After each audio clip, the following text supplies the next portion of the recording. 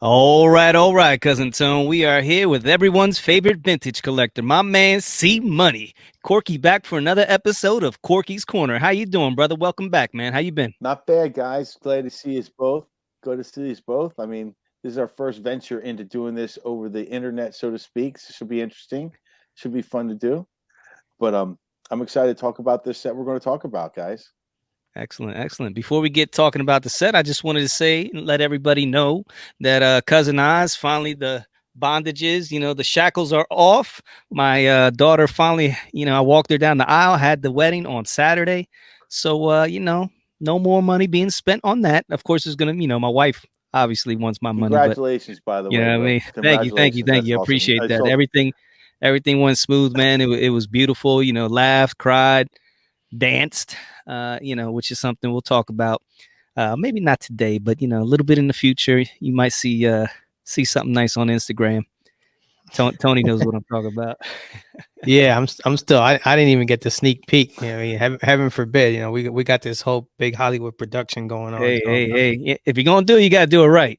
You know what I yeah, mean? For those of you who don't know, like I said, we had a obviously the wedding, but it was the daddy daughter dance, the last dance before I hand her over, to her husband.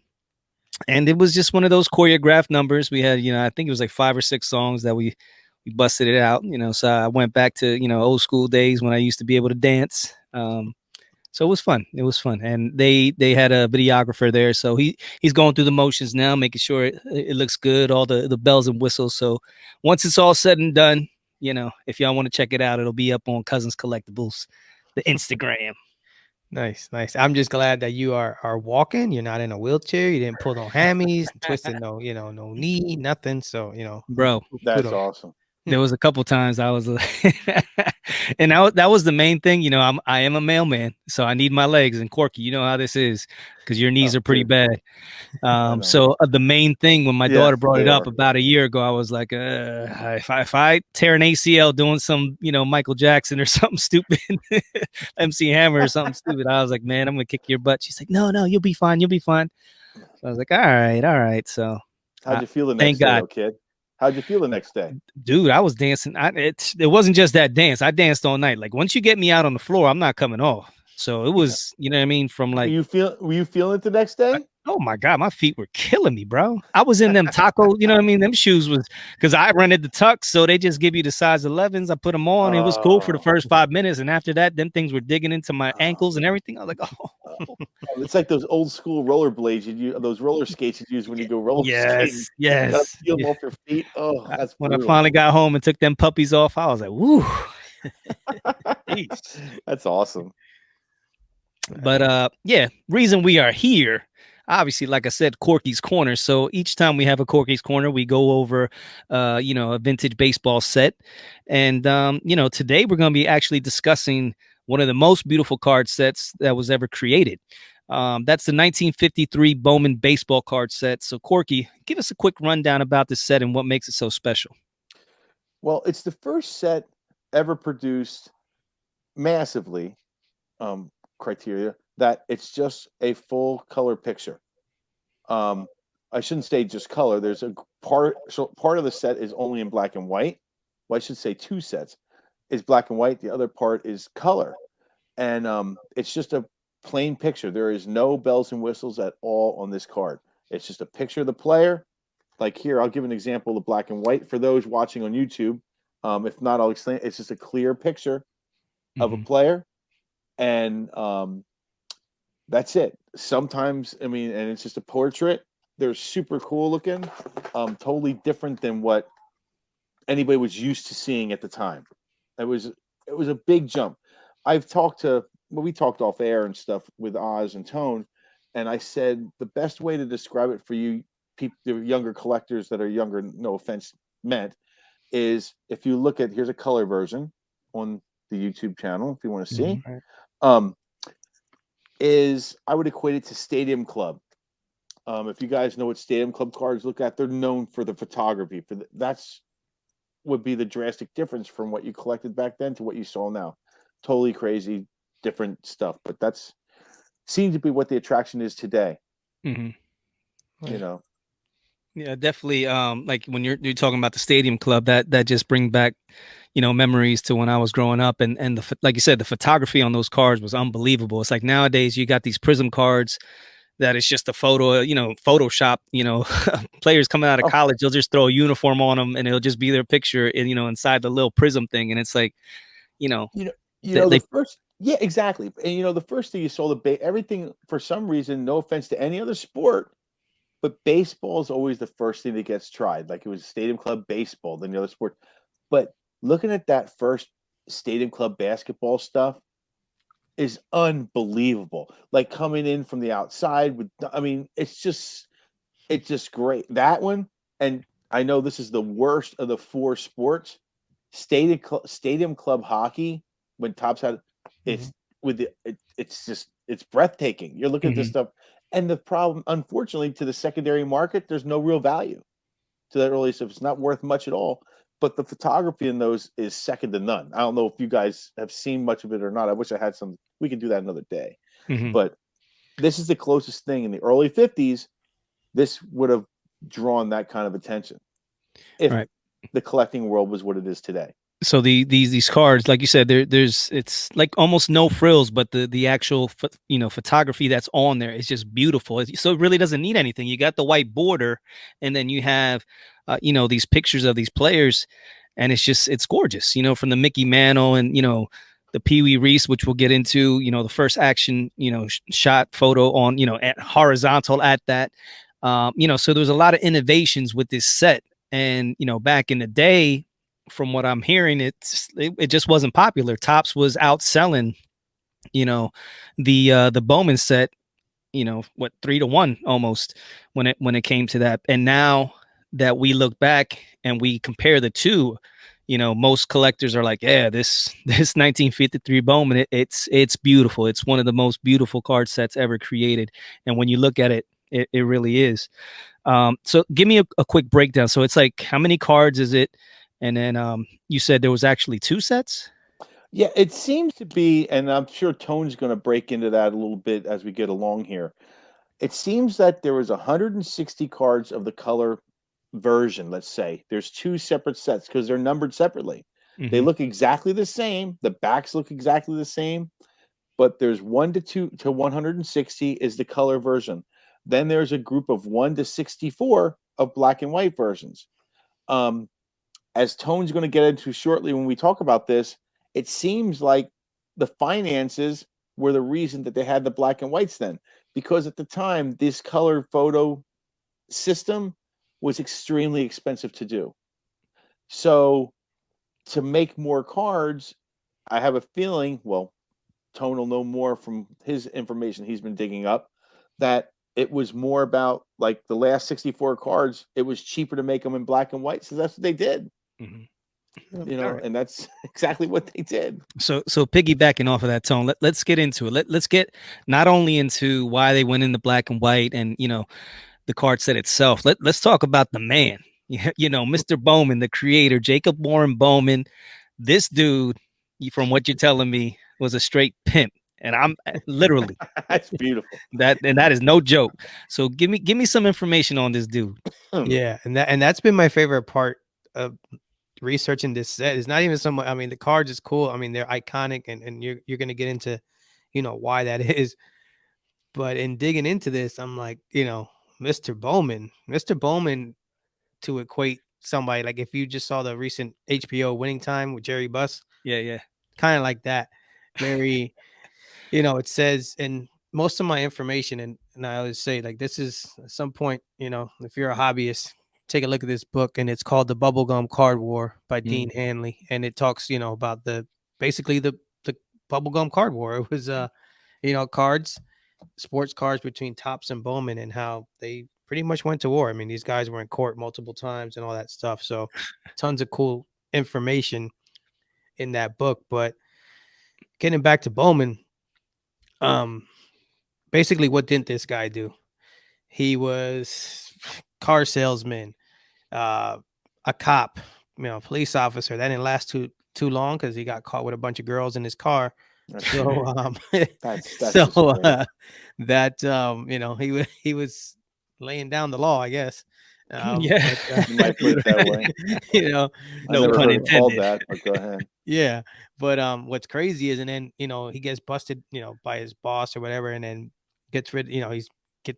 Gets the boot from there. He's 18 years old, goes off to Mexico, and then this is crazy because this is the sign of the times. Like these kids at 15, 16, 17 are entrepreneurs and just doing stuff to, I guess, you had to eat. So, Yeah. but he goes off to Mexico, makes some kind of like a laundry thing that he was washing clothes for the people working the oil fields.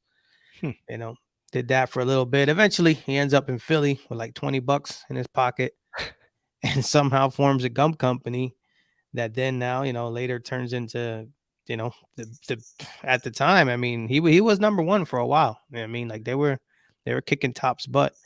But this dude was wild, man. I mean, just like you said, playboy, over the top. So when you said about running out of money, who knows where that money went? you know. Well, we can I know imagine. where it went. So, but yeah, it's been wild, researching this guy, and I actually want to dig into him more because the book touches on him briefly, but I'm pretty sure that there's somewhere on the internet that has probably more facts about him and what he Yeah. was truly about. That could definitely be a movie. That could definitely be a movie. Yeah. Now the cards itself, I mean, I know a nice little fun fact. Like this was the first time baseball cards actually had stats on the back, right? Yep. Yeah, it was the first time they had stats because before that, all the Bowman cards and Corky, well, not in this set, but we showed before they had just advertisements on the back. And with this set, they put the stats and then they left a blank space so that the kids could fill in the stats for 1953. Nice. So, Hey, Cork, can you get one of those cards? Like we could show Oh the yeah, absolutely. YouTubers, and And it's here's a the trip. example. Here's the example. What I was going to say is they look exactly the same. Both the black and white and the color have the same type of back. And if you right, can see that, if you can focus, right. hold on. Corky's flashing it up now, so it has, it's the back of the card and it has At stats, the yeah. and The then bottom row is completely blank. Thank goodness for me. But right, yeah, because they were encouraging the kids to deface the card. right. But I would yes. I would definitely love to see a card that just had the stats for whatever particular player was at the time. Like maybe the whole set, or just a kid that just put the whole everything in. That would be great.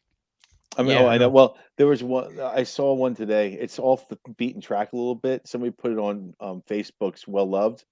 Then that group we talk about. Yeah. 1974 has a card called it's Jesus Alou. He's an outfielder, and there's an error that's maybe a $10 card that they forgot to put a position in. There's no position. Like it says outfield in the top corner around the flag. There's nothing there, so the kid wrote outfield in it. Now it's fixed. But Nice. what are you gonna do? Crazy. So getting up into the set then, Corky, like give me some like of the chase cards, the most desired cards. Well, We talked about Peewee Reese. Like give me some of the goods of what this set has to offer. Well, I'll start with the black and white set. There's only 64 cards in that set, and that's considered one of the easiest cards to put together on a limited budget. I mean, a set, I should say, if you want to put it together. They're even though they are relatively scarce, so to speak, they're not astronomically costing. And if you want to lower condition, if you don't care too much about condition, there's only really 3 cards in a higher condition price that are even over $100. That's the Bob Lemon, which I do not have. Another one is let me look here quickly. Sorry, I forget. There's 3. Oh, Hoyt Wilhelm, who at the time wasn't really even known. He's one of the greatest closers of all time. Okay, like a closer before they really even had closers. He was mostly relief his whole career. Played till he was almost 50 years old.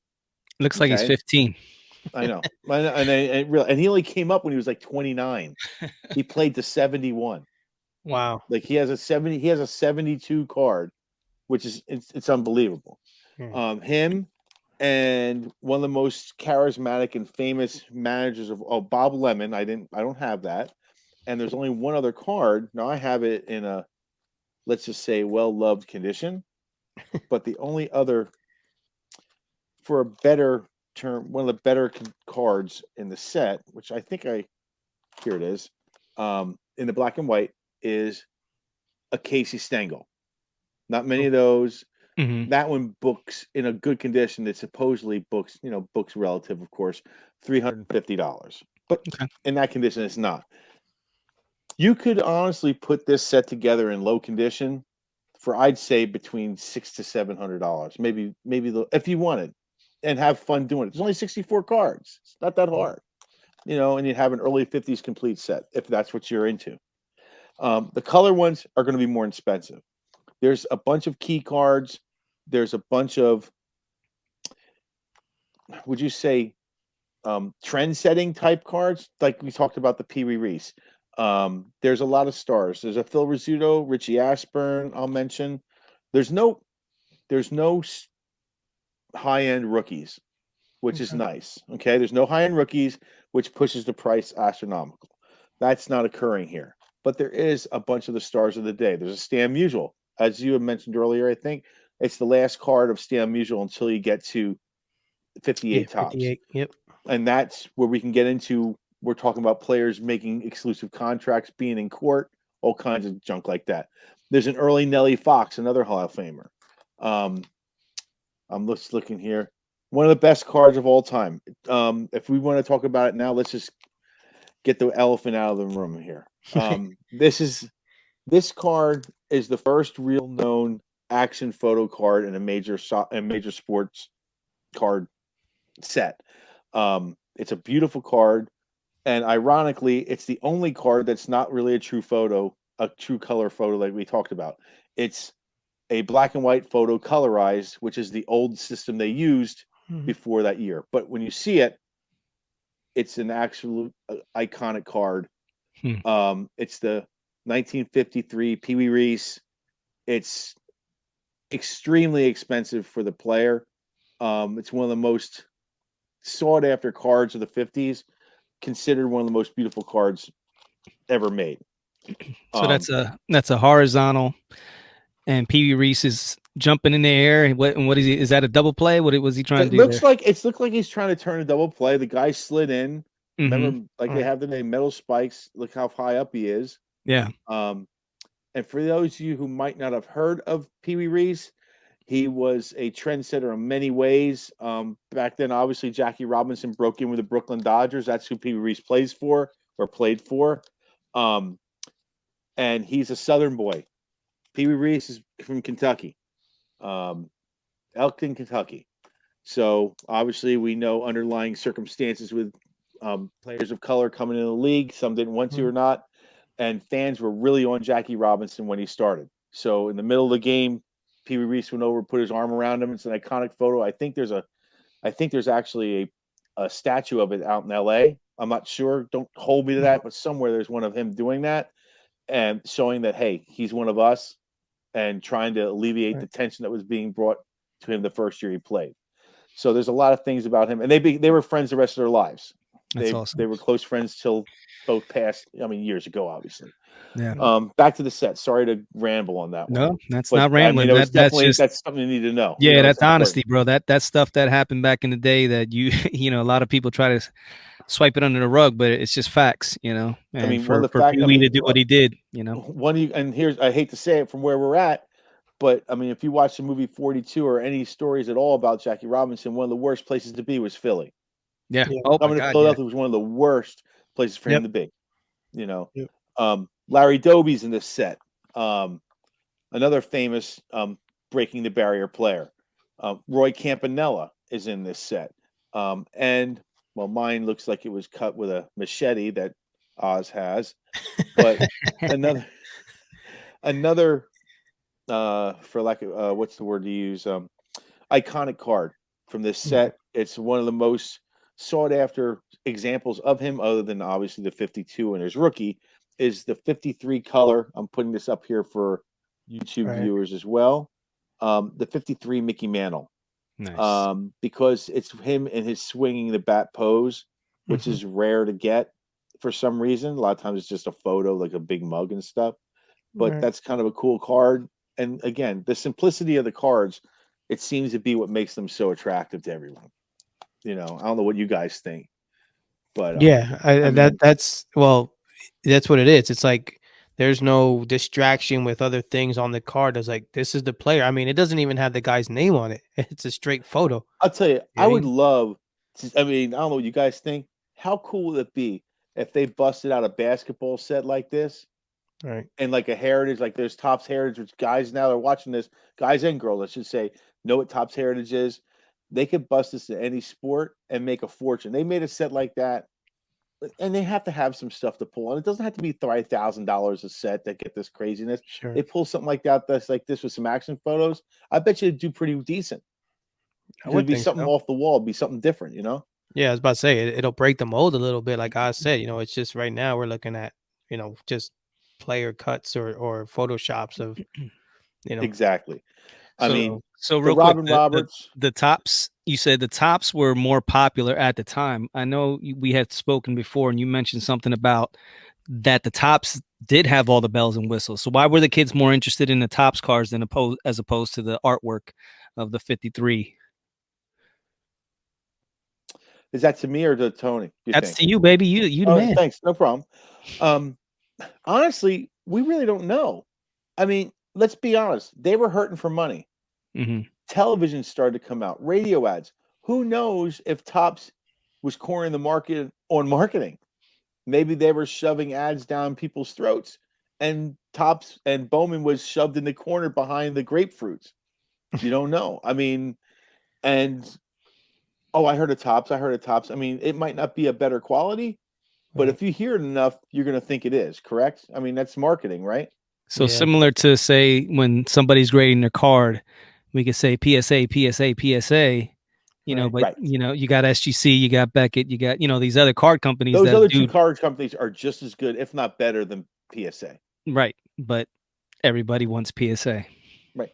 Yeah. I have to say, I'm starting to see a little bit of shift going to SGC, especially for vintage. Oh yeah, I mean, I'm starting to see a big shift in that because Yeah. I think they like how strict they're being with the stuff, in my Yeah. opinion. Yeah. Yeah. And they're affordable and there's like you said, and they're starting to they're not being seen as a Mickey Mouse. I mean, they've been grading vintage forever. Right. So now it's like, they put some respect on that name. And So I like the way they look in that black background, that like yeah. tuxedo thing. It just looks so cool. One Yeah. other thing when it comes to this set, I forgot. Now I only have one example, but the combination cards with having two players on one picture. This is Billy Martin and Phil Rizzuto, and looks like somebody put their coffee cup on it. I think at some point, but there it is. And So this is that this was the first time that we saw combo cards, correct? I can't think of any other time. I Right. mean, the next year in 54 Tops, there's a cool card with the O'Brien brothers. They're twins. Hmm. I think they're twins. I know they're brothers at least. They have them on the same card instead of having separate cards. It's kind of cool. But that was in Okay. Tops. Um, the other big money card from this set I do not have, which is Yogi Berra, Mickey Mantle, and Hank Bauer. And then on that, didn't you see something about examples of equipment they use on that card or something? Yeah, it was like in reading this book, it was saying about the set that you got to see if you look at the cars, because when we were looking at it before, you're like, oh, I hadn't noticed that. You get to see their equipment, you get to see what their gloves look like, the bats and stuff, and the gloves. I mean, some of them were really tiny. They were saying no wonder these guys use two hands to catch the ball because the glove was barely anything.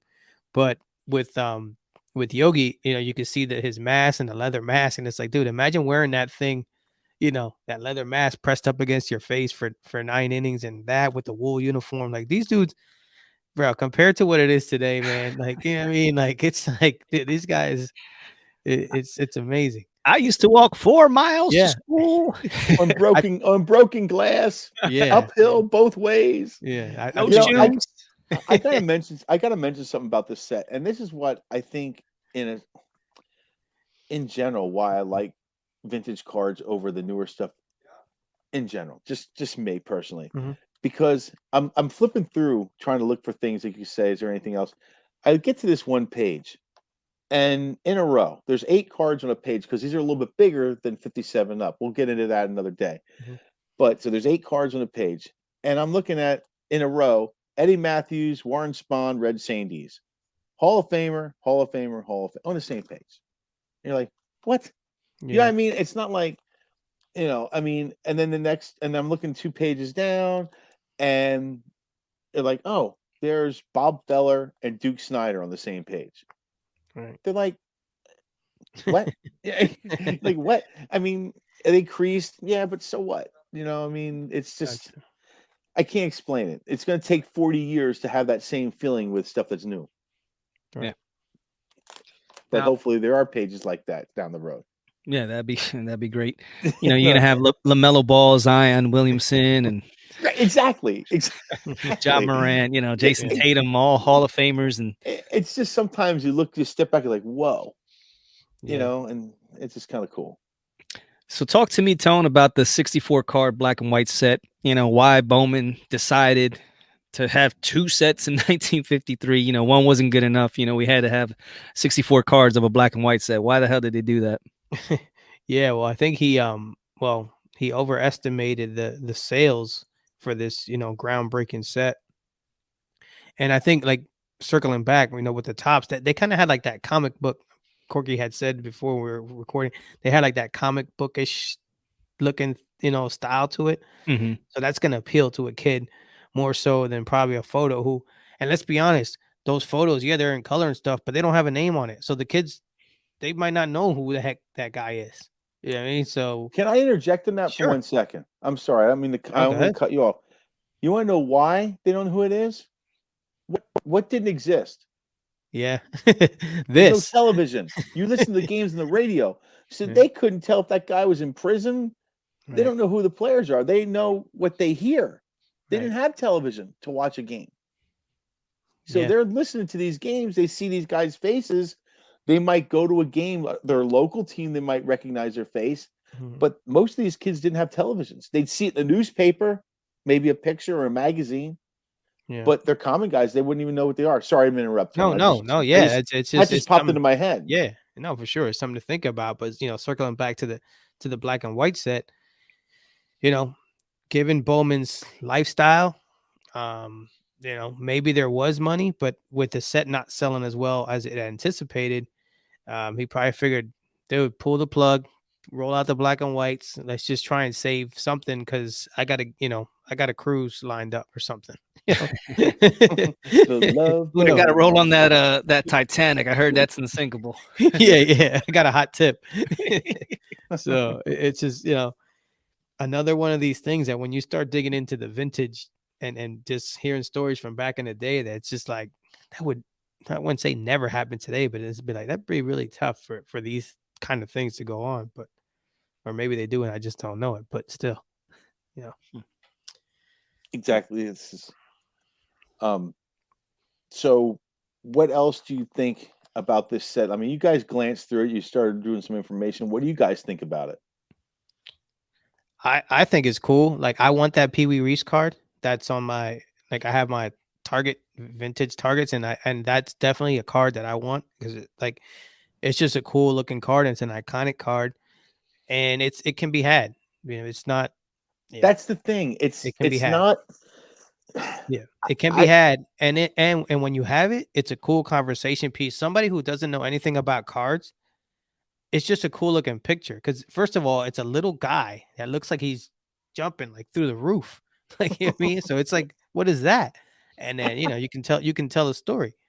So I'll tell you what, I mean, I won't lie to you. I bundled it with 2 other cards from a guy, and I said, "What do you need?" I paid $180 for it.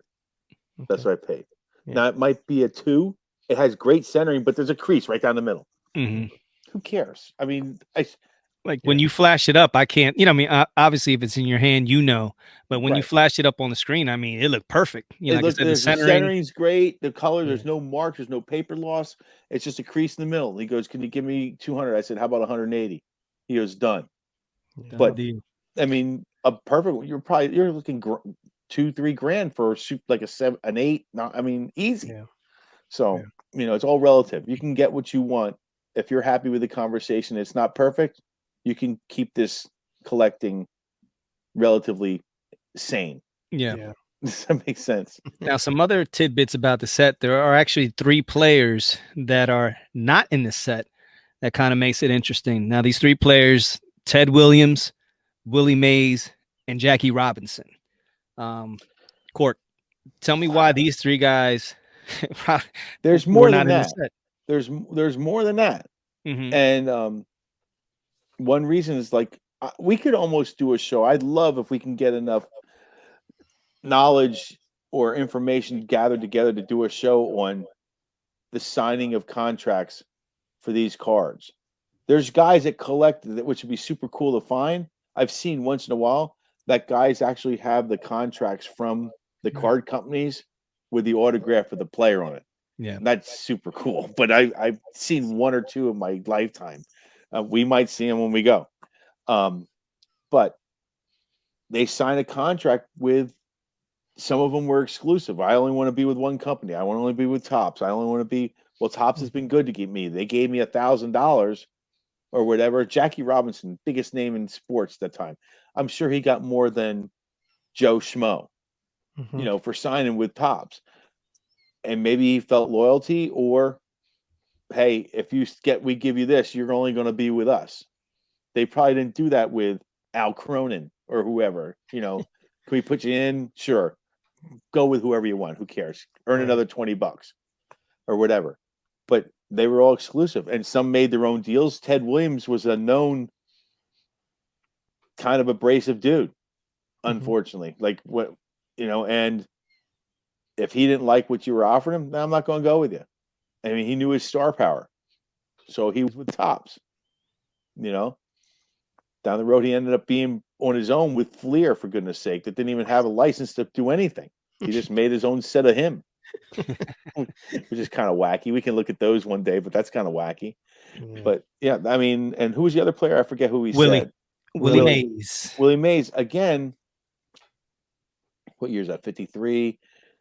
Was he in the service in 52? Was he away that year?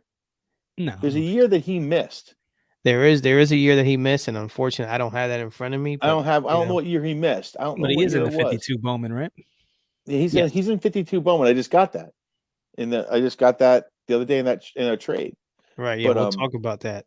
Yeah. Here soon. But and the crazy thing too, another thing with this set is that since the league was almost all it was small back then. You didn't really have you weren't going all the way far out west. So like they took all the pictures in 2 places in New York. I mean, like the NL was at the Polo Grounds and the American League was at Yankee Stadium. So like if you look at the pictures closely, for the most part, everybody's gonna have a road uniform except for the Yankees and the Giants and stuff. So it's crazy. that is pretty neat. I mean, think about it. Nobody went past the Mississippi. Yeah. It's 1953. There's not one team past the Mississippi. Wow. So, I mean, that's hard to imagine, but that's the truth. I mean, St. Louis is on this side, isn't it? Wouldn't that be the most west team at that time? At that time, probably, yeah. Yeah. Detroit, that's on this side. Yeah. Yeah. That's the farthest west you went was St. Louis. That was good for you could just hire one photographer and you're good. Yeah, it's true. I mean, and that's why sometimes you think about it, like these dynasties that were created, like even say like the Celtics back in the days, they won all these championships with Bill Russell and Bob Cousy and that. But then you see like there was only a couple teams in the league at that time. You know what I mean? So the Fort Wayne, what were they? The Fort Wayne somethings or whatever it was like easy to get 9 championships when you had a 1 in 10 chance. Yeah, you're playing against like Reading High.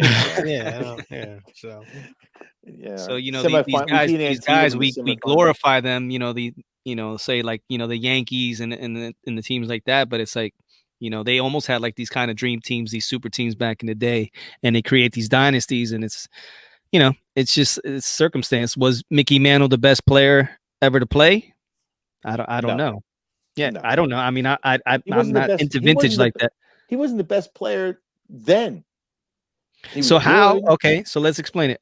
are we getting back to the hype thing then? Like, because Absolutely, it's how in New can you York City. explain, his card selling for, multi-million-dollar, it's the most expensive baseball card, the 52 Mantle. It was the hype. It's Mike Trout. Mike Trout's a great player. I mean, he's a great player now. He might be one of the best players now. But now all of a sudden one of our homegrowns, I mean not homegrown, but Bryce Harper, now people are starting to go, eh.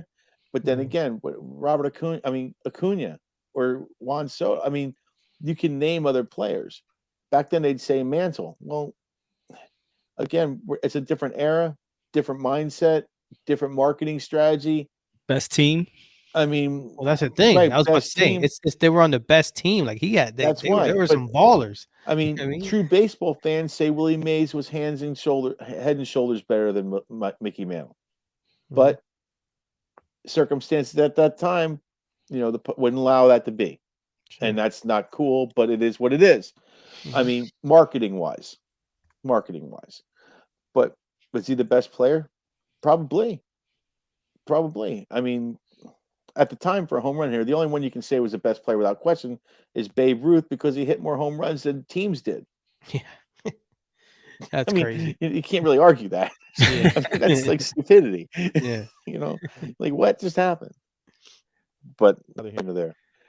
I only have one more thing about this set that is interesting for people to know with the color. The color version of these 53s. Again, I'm not sure if it was in a separate series or what, but the color version, like cards number 113 to the 160 number, are 2 to 3 times more expensive than the beginning. I don't know why. You think it's a scarcity, like that whole. It's obviously a scarcity, but is it like another series came out? Did they print less of them? Was there a print sheet? I mean, obviously the printing process is on sheets and they get cut. Did they go 1 out of 4? Was that? I don't know. There's supposedly in the early print runs, there was 3 card strips. It said up to number 112 that were given out on top of the boxes to like the sales to the grocery stores. Boy, I'd love to get a 3 card strip with the Mantle on it. What would that be worth? Good Lord. But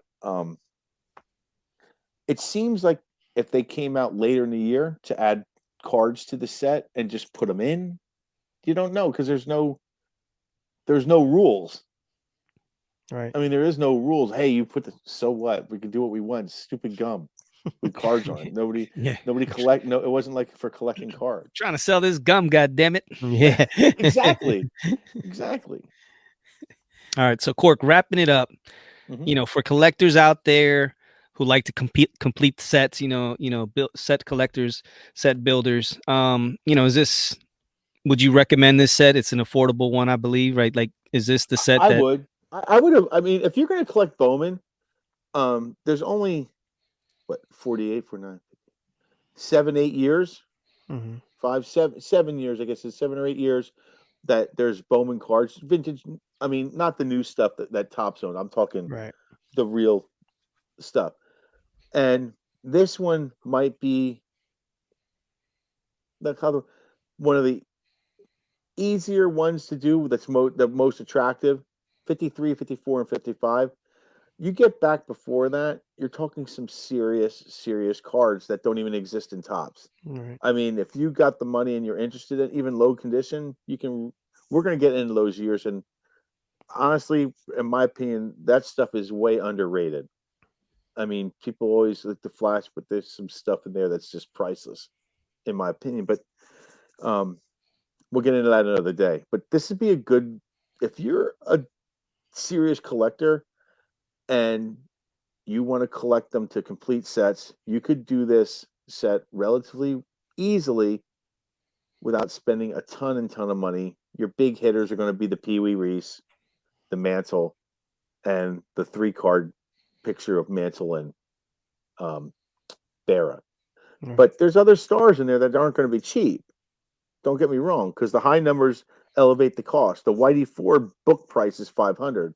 I don't have that one, but with a crease, you probably get it for $100. Yeah. 7,500. If you don't mind buying $100 card with a crease in it. Yeah, but it's not an outrageous like the 52 tops. It's not an Right, outrage. You know and what I mean? Yeah. that's the thing, Oz. That's what I'm saying. It's like you could live with yourself spending the money to have this. Yeah. That makes sense. And I don't see it. It's none of these sets, like we talked about in shows before, are not going to go down in value. They're going to Mhm. stay flat when the market gets a little stupid, Mhm. but they'll keep creeping up. This is You like know, a bang for your buck type set. I think Yeah, so. I think gotcha. so.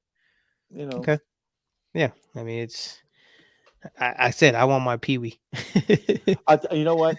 I'll wait till we get into what we're going to talk about next today. But I want to bring up. You would ask me a question. I just thought of it. Go ahead. So, this set definitely was something to look into. It's really cool. Nice. Now, Court, real quick, we were just, talking about the market. Obviously, it goes up, it goes down. You being the collector that you are, the vintage collector, is it affecting you? It's not. It affects a lot of the flippers out there, and the people that are looking to invest and stuff like that. But the collector that you are, how is it affecting you? I think it's helping me because I'm seeing. I do, and I not. I mean, and you guys. I shouldn't say you didn't make fun. You laughed at the niche I have because I'll put those dollar cards on. They go to $5-6. People still are spending $5-6 a card, but I'm watching people that, for lack of a better term, jumped in without really knowing what they were buying, Hmm. and now they're panicking and they're selling their stuff off, and they're selling it lower. They're selling older stuff, especially in lower condition. Well, this guy wants to upgrade. The example, I just got that 52 Willie Mays yesterday. It didn't cost me anything. Right. It was a trade, which I don't usually do often, but I wasn't disappointed in downgrading what I had in condition wise to get that. Because how you asked about me, I like to have one of each. I like to not have paper loss, a crease or bad corners doesn't bother me. Hmm. I don't like mustaches drawn on the guy's face unless it's one that he was made himself, you know, stuff like that. But how can I put it? I see that stuff staying at a low cost, and I've been seeing cards that you didn't see listed at all Hmm. showing up. Does that make sense? Yeah. Like Mhm. I've seen Clemente rookies on there, lower condition, Hmm. maybe not what you want. Before those 2, 3, you didn't see them on there. Gotcha. Now, oh man, I need money. My gas is 5 times what I was paying. Hmm. Do I really need this card? I paid Right. 3.5. I paid 3.5, $3,500 for it. Oh well, I'll take 2 grand for it. Right. And I think that the higher end stuff I think is coming down, but your low stuff I think is staying Do where Do it's at. you think like a lot of these collectors, it's like they realized they didn't get out on top of the market and it's going down. So a lot of these higher end cards, they're kind of like, man, if I don't get rid of it now, it's gonna go down in value.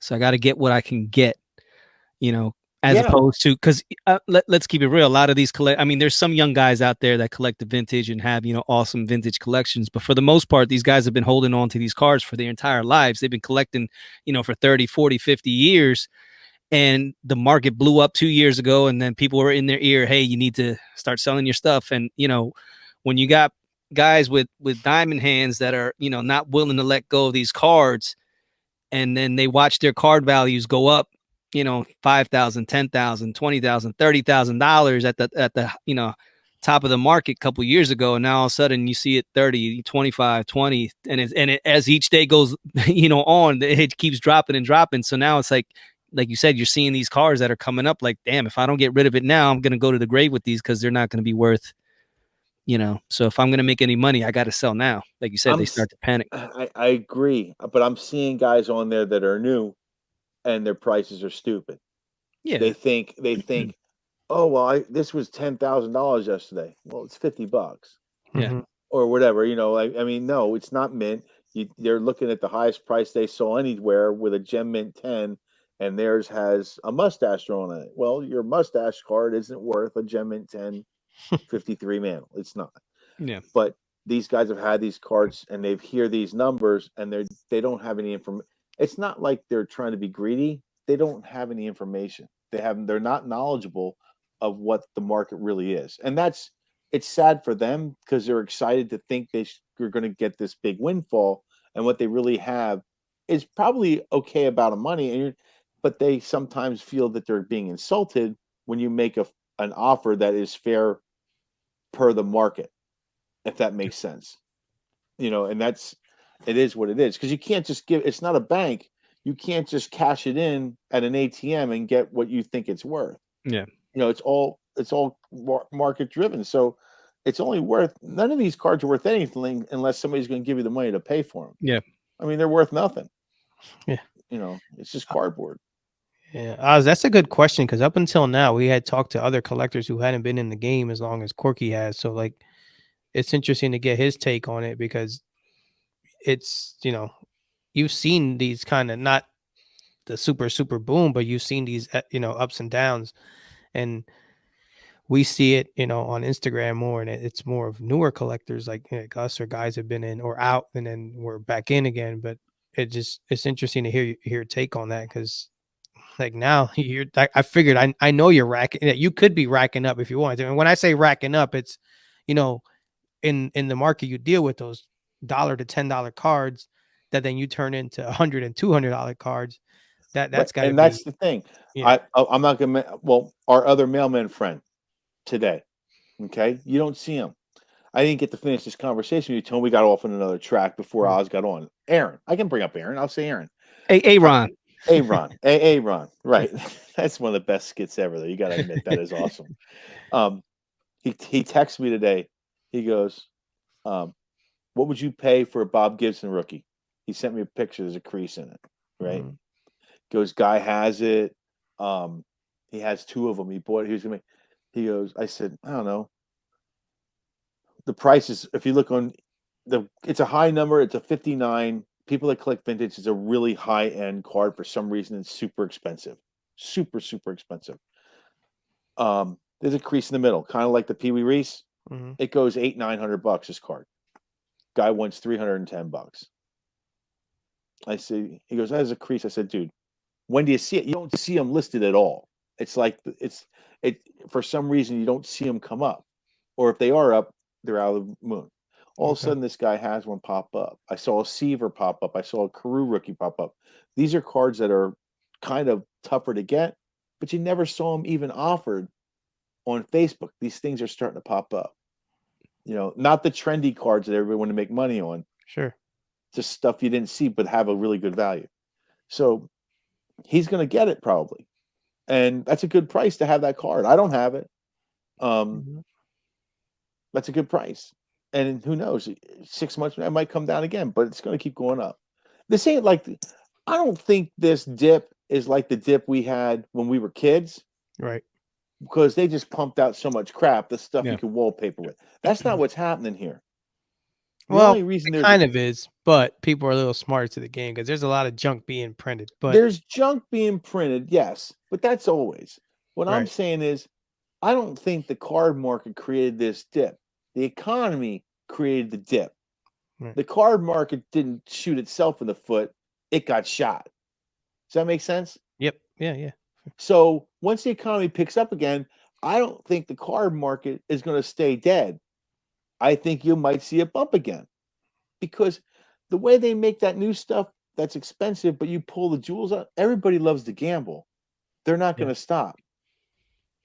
I mean, they got that down with the gamble and that stuff, and the vintage guys can just keep strolling along, Yeah. It's like right now. What do you guys think? I mean, what do you guys think? Football's coming, so everybody's pumping them quarterbacks, baby. Exactly. Do you think am I off base with this? I mean, you say you guys are quote unquote younger collectors. I don't know what do you guys think? I'm damn near 50. What you talking about, younger collectors? Oh, I'm 55, so we're the same bucket, dude. Yeah, but no, I get what you're saying. It's something that I collected when I was younger, but had a big gap as to when we got back into it. It's just, I explain to a lot of people, when I really think about it, is I believe a lot of the people, they came in, they wanted to make money, overnight. They seen the card market, they seen the boom, and and at that time you could just get a card, and it was just the very next day it would go up $5, $10, $20, $100. It didn't matter if you were in the game, you could make money. So everybody was coming in to become an overnight millionaire, and then we had the dip. A lot of people got scared off. Oh, this isn't going to work. So then they leave, and now the people that are left, they're more experienced. They know the game. They know when somebody's pumping and dumping. They know when somebody is full of it. They know what cards are if it's a modern card. I definitely want to go with something that's low serial number. That has some maybe on card auto. So everybody's going for the particular things now. So a lot of the cars that were all hyped up, especially base cards, of course, if a Luka rookie was going for $8,000, it's not going to still be $8,000 as far as a base card. It's going to drop in value. But at that time, people were like, "Yo, you can't lose with Luka," Right. Mm-hmm. So those cards go from 8,000 to 2,000 to 1,500, sometimes $800, and everybody's like, "See, the card market's dying." It's like, no, that card should have never been that price to begin with. That was all, the people coming in, hyping and flipping and pumping, and people just got caught up in that market. And it was like, man, like I said, if it was like, man, that what's it called? What do we talk about it all the time? FOMO. Yeah. Yeah, the fear of missing out. Everybody had that FOMO going on, the fear of missing out, because it was like, dude, if we don't get this card right now, it's just gonna go up even more. That $8,000 base card is gonna be, $20,000 once Luka wins, a championship. So Right. And the thing is, there's always another. I mean, that's why. Well, we've talked about that 100 times. Yeah. I mean, It's always the next one. exactly. I mean, but like I think you two prove. That sounds so silly to say proved. I don't mean it that way. I think a lot of people that were in it were not really collectors. They were investors. You can be a collector and still invest. Yeah. I'm not saying that. You, Tone, you collected McFarlane's when you were a kid. Yep. And you collected cards. Oz, you collected cards. You collected toy. You're reaching out into toys, the non-sports, the stuff you like.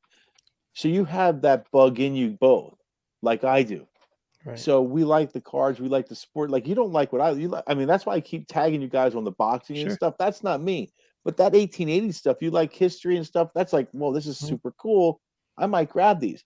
If you only spent $500 and got them, at some point you'll get your $500 back.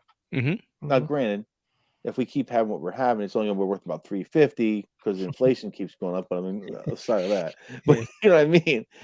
But that's something you like. You make a display like you have in the back of your thing with those old. You get some of them out, like I said to you about those Allen Ginters and that. Where are you going to get them?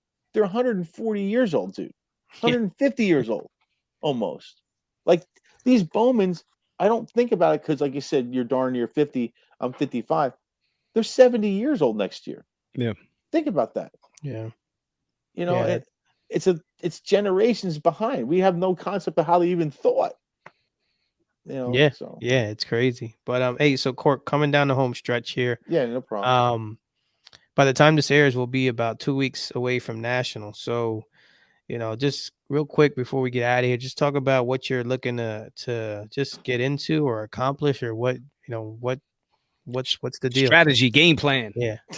I'm excited to meet some of these people that you've had on the podcast, to be honest. Some of the people that I've kind of met on Facebook, on all these wonderful groups I've talked about and pushed for people that don't really collect or don't understand. A lot of these guys are going to be at National, man. And it's going to be cool to be face-to-face with them, build relationships with them. You guys have such an advantage starting this podcast. You met all these. It's going to be awesome. You're going to be like celebrities when we go. And you're going to be there 2 days before me. It's going to be awesome. I have to bring those red pedals out, like in Coming to America. You know what I mean? But it's going to be awesome. But card-wise, I think we were talking the other night when we were trying to get this thing going.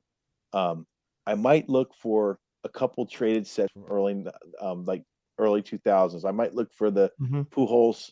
I might look for the Miggy. I might.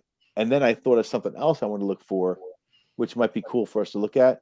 I'm interested in trying to get wrappers for each set that I had. Okay. And when you see how much they cost, you'll be like, shut up. It might be $250 for one of these 53 wrappers. Yeah. I It believe might it. cost that much. Yeah, They're, I believe it. those are probably more rare than silver. Exactly. I have Yeah. a few late. I'm back to like late 60s, but I'd love to get at least 150s one down there. Gotcha. It might cost me 100 just to get started. You know, You know what I mean? that to me, that Cork, that's so dope. You know what I mean? Like if you have the binder and you have the whole set, and then you just have like, you know, you're taking it next level. Now you got the wrapper for that particular, you know, one that was opened up. Mhm.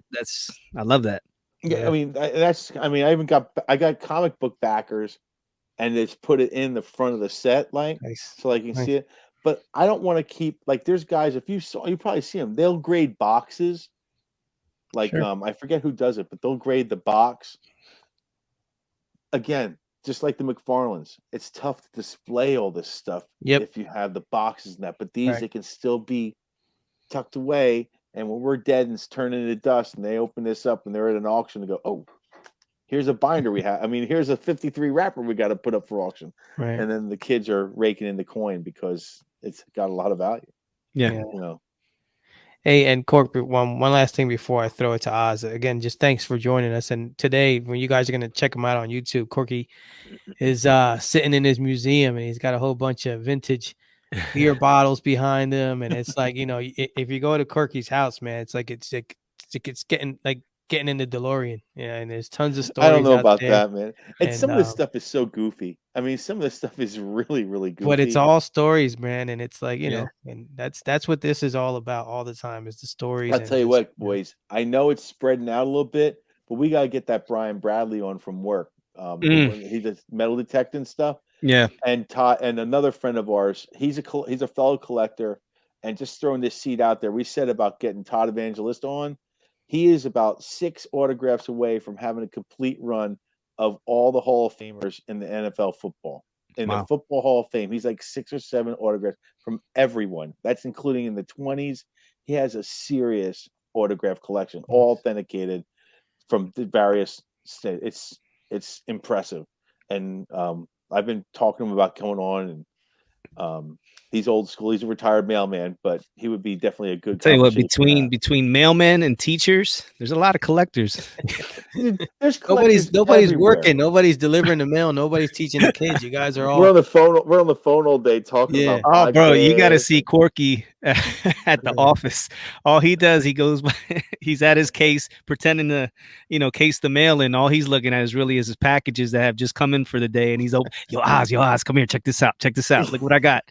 You know, it's like Christmas every day for Corky. It's Oh funny. my god, it hasn't been as much now. Remember that day the 52s came in that were graded? Yes. The Pafco and the Yogi Berra. Oh man, That's that a was just that's a true mail day, bro. That's a that true was mail that was a day. beautiful day. I was liking that. That was a mail day. That was perfect. So what do you guys now? You keep asking me the questions. You guys run this show, but what are you guys looking for when you get down there? I mean, you really haven't. You've been holding it tight to the vest here. What's going on? Yeah. Well, for me, like my plan is I have no plan. I know Tony got like this super master plan, you know what I mean? It's all detailed and stuff like that. But you know, lately what I've been doing, I just been going with my heart, bro. But whatever moves me, you know, I've been buying cards, I've been buying toys, I've been buying collectibles, memorabilia, just different type, just branching out, like I said, from the different people that we spoke to, Mike Hefner, you know, and people like that. And when they talk about their collections and you know, just historic stuff that it's not readily available. You know, I'm not about that stuff that if somebody else can get it like right now, just go on eBay and just pick it up. I'm like, it's not moving me the way of, you know, if something that's just more rare, you know. And like I said, it could be anything. But yeah, I'm just gonna Like go for down me, there for, and the main thing is just to see people, man. This is the Super Bowl of the hobby, but yo, just going down there, the hobby is the people. Thank you, John Newman.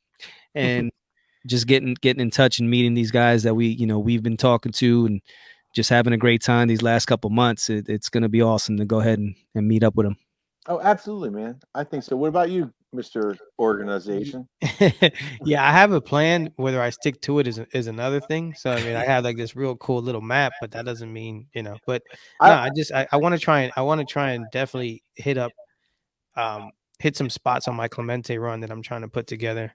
But after that, like I'm right with Oz too. It's like when I first started, I wanted anything and everything, and then now once you get a little more hip to the game, it's like you said, if I can just pull up eBay and find 50 copies of whatever it is, then that means everybody else can. So I'm really digging conversation pieces. Like that's kind of like in the back of my head.